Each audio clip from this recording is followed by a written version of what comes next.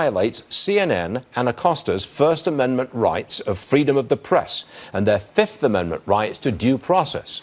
All rise. Judge Napolitano is here. Answer that charge, please. Well, this is a sweeping complaint filed by Ted Olson, usually associated with Republican causes in Washington, D.C. It's filed in federal court in Washington, D.C.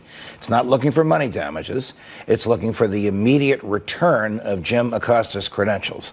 So they're arguing that he was punished because the president doesn't like his speech. That's the First Amendment argument. That his credentials were taken away without any notice to him or hearing. That's the Fifth Amendment argument. And then they quote the regulations. I'm smiling because you and I talked about this in the past, or during the break, in which you said what I think a lot of Americans agree with you on, that there should be a certain level of decorum in the White House press corps, and the failure to comply with that decorum should be grounds for revoking the pass.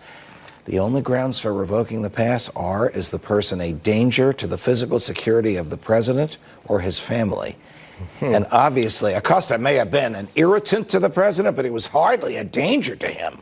So I think CNN's got a very good case. I think this will be resolved quickly. I don't expect a jury trial. I think it'll either be settled or CNN will prevail on motion. Now, the president is a defendant. General Kelly is a defendant. Bill Shine is a defendant. Sarah Huckabee Sanders is a defendant. The head of the Secret Service is a defendant. And the particular Secret Service agent, they didn't know his name at the time they filed this, so they called him John Doe. He's the defendant as well. So just so ever, I would imagine they'll change the rules. The complaint is filled with Madisonian language that I love about the value of a free press to help Americans make free choices in the electoral process. Yeah, but not the freedom to make a circus out of something. Hold on a second, Judge. As I understand it, Ash, Randall Stevenson, head of AT&T, chief executive of AT&T, who owns CNN. What's he saying? Very supportive of CNN, Jeff Zucker, and they say, look, he says CNN likes Jim Acosta's work. He says this is wrong. He says if the White House wants to pull someone's press credentials, there's a process.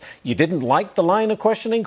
Well, that kind of seems to be violative of our protections of freedom of the press. Mr. Stevenson is exactly correct, and that's part of the argument. They didn't follow the process. Believe it or not, Acosta would be entitled to a hearing, and they would have to show which rule did he violate. And the only rule that has anything to do with what he did was he a danger to the president or the president's family? Obviously not.